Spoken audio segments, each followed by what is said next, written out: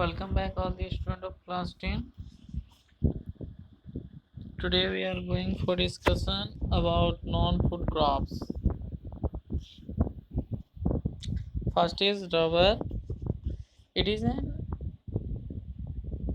equatorial crop, but under a special condition it is also grown in tropical and subtropical areas. It requires moist and humid climate with rainfall of more than 200 centimeter and temperature above 25 degrees Celsius. Okay, rubber is an important industrial raw material. It is mainly grown in Kerala, Tamil Nadu, Karnataka, and Andhra Pradesh, and Nicobar Island and Goa Hills. Go Garo Hills of Meghalaya. India ranks fifth among the world natural rubber production.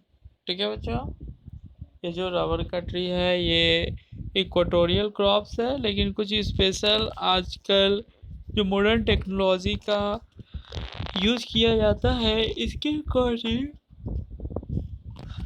हम इसे tropical और सब tropical region में भी क्या कर सकते हैं, ग्रोइंग कर सकते हैं. साथ ही साथ इसे मॉइस्ट ह्यूमिड क्लाइमेट की ज़रूरत होती है. ठीक है, और रेनफॉल 200 सेंटीमीटर के आसपास आपको इसको ज़रूरत होती है एनुअली, और टेम्परेचर 25 डिग्री सेल्सियस से ऊपर होना चाहिए इसके लिए. और यह एक बहुत ही इम्पॉर्टेंट रॉ मटेरियल है इंडस्ट्री के लिए. कॉटन एंड टेक्सटाइल इंडस्ट्री के लिए. ठीक है, और इसका मेन प्रोडक्शन आपको Kerala, Tamil Nadu, Karnataka, Andhra Pradesh, Nicobar island and Garo hills of Meghalaya में होता है. ठीक है, इन सभी जगहों पे. और इंडिया की अगर हम बात करें पूरे वर्ल्ड में, अगर हम रबर प्रोडक्शन के लिए, तो इसका रबर प्रोडक्शन में वर्ल्ड में 5th पोजीशन है. ठीक है,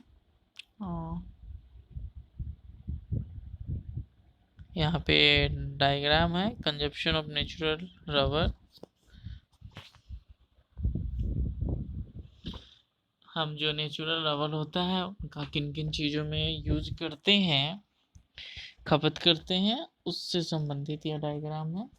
जैसे कि आप देख सकते हैं रबर का जो मेनली 44.5% जो यूज होता है वो ऑटो टायर और ट्यूब्स बनाने में होता है, और 13.3% हमारा साइकिल का टायर बनाने में होता है. नेक्स्ट है कैमल बैग में 6.7% होता है. फुटवेयर में 11.2% होता है. बेल्स एंड हॉर्सेस बनाने में 6.1%. लैटेक्स फॉर्म बनाने में 5.1, और डीप गुड्स बनाने में 5.1 एंड अदर्स में 8.7% इसका यूज होता है. ठीक है, नेक्स्ट हम लोग पढ़ेंगे इसका फाइबर क्रॉप्स के बारे में. ठीक है, फाइबर क्रॉप्स मतलब रेशेदार क्रॉप्स. ठीक है, तो cotton, jute, hemp and natural silk are the 4 major fiber crops grown in India. The first 3 are derived from the crops grown in the soil. The latter is obtained from cocoons of the silkworms, fed on green leaves, especially mulberry. Rearing of silkworm for the production of silk fiber is known as sericulture. बच्चों, अभी जो major आप 4 fibre crops के बारे में पढ़े हैं जो इंडिया में क्या किया जाता है, ग्रोन किया जाता है, इसमें कॉटन, जूट और हेम्प है. ये एग्रीकल्चर के प्रोसेस के द्वारा होता है जिसमें प्लांटेशन किया जाता है. और जो सिल्क है यह इंसेक्ट से हमें प्राप्त होती है। मेनली कोकून तैयार होता है सिल्क वॉर्म का।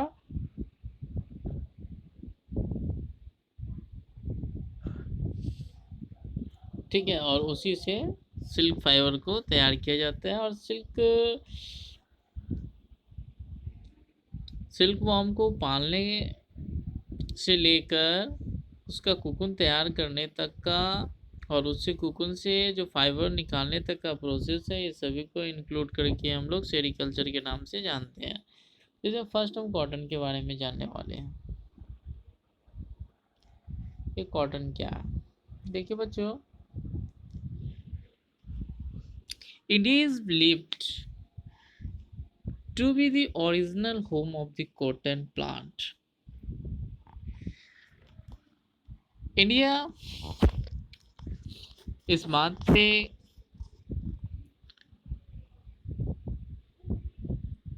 सहमत है कि कॉटन प्लांट्स हमारे इंडिया का ही है और कॉटन पूरे वर्ल्ड में हमारे इंडिया से ही गया है कॉटन प्लांट। ठीक है, जैसे टी ब्रिटिश लोगों ने लाया था, उसी तरह ब्रिटिश लोग इंडिया से कॉटन को दूसरे कंट्री तक पहुंचाए थे। ओके,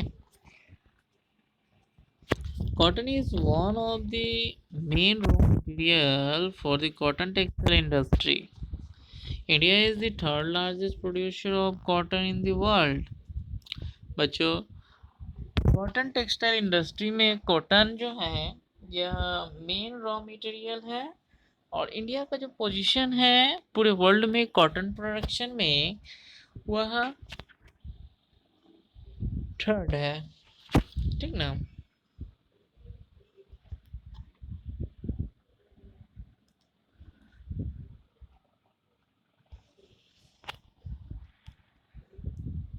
तो नेक्स्ट हम लोग देख लेते हैं। Cotton grows well in dried parts of the black cotton soil of the Deccan Plateau। बच्चों, कॉटन अच्छी तरह से ब्लैक सॉइल में होता है जो कि डेक्कन प्लेट्यू रीजन में अधिक पाया जाता है।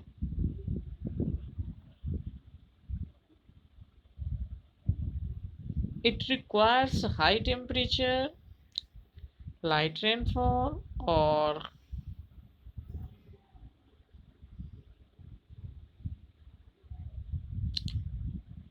इरिगेशन। बच्चों, इसे हाई टेम्परेचर की ज़रूरत होती है, साथ ही साथ लो रेनफॉल और इरिगेशन की इसे ज़रूरत होती है। ठीक है, इसे ज़्यादा पानी की ज़रूरत नहीं होती है किसे, कॉटन क्रॉप्स को। और 210 Frost free days and bright sunshine for its growth. बच्चों, इसे बढ़ने के लिए 210 कम से कम ह्यूमिडिटी फ्री, एकदम क्लाउडी नहीं होना चाहिए स्काई, पूरी तरह से सन शाइनिंग होना चाहिए। ठीक है, 210 दिन तक, तब कॉटन अच्छे से प्रोडक्शन कर पाता है। It is a kharif crops and requires 6 to 10 months to mature. यह एक खरीफ क्रॉप्स है और इसे होने में 6 से 8 महीने तक का समय लग जाता है। Major cotton producing state are Maharashtra, Gujarat, Madhya Pradesh, Karnataka, Andhra Pradesh, Tamil Nadu, Punjab, Haryana and Uttar Pradesh. ठीक है बच्चों। Jute, it is known as the golden fibre. बच्चों, जूट को गोल्डन फाइबर के नाम से भी जाना जाता है। Jute grows well on well drained fertile soil in the floodplains where soil are renewed every year। जो ये जो जूट है यह पानी वाले इलाके में अत्यधिक होता है, खास करके ऐसे इलाका जहाँ हर साल बाढ़ आता है और बाढ़ की वजह से खेतों में नई मिट्टी भी आती है, उसमें जूट का प्रोडक्शन बहुत ही अच्छा होता है। High temperature is required during the time of growth. Jute को हाई टेम्परेचर की जरूरत तभी होती है जब इसका डेवलपमेंट होता है। West Bengal, Bihar, Assam, Orissa and Meghalaya are the major jute producing states. It is used in making dunny bags, mats, ropes, yarn, carpets, and other art materials or artifacts. Due to its high cost, it is losing market to synthetic fibers and packing materials, particularly the nylon. बच्चों, यह इसका cost अत्यधिक होने की वजह से यह जो सामान पैक करने में गनी बैग में यूज होता था, धीरे धीरे यह अब कम यूज में आने लगा क्योंकि इसके जगह सिंथेटिक फाइबर का सस्ता और हल्का जो बैग्स है वो प्रोवाइड होने लगा, जिस वजह से अब जूट बैग्स का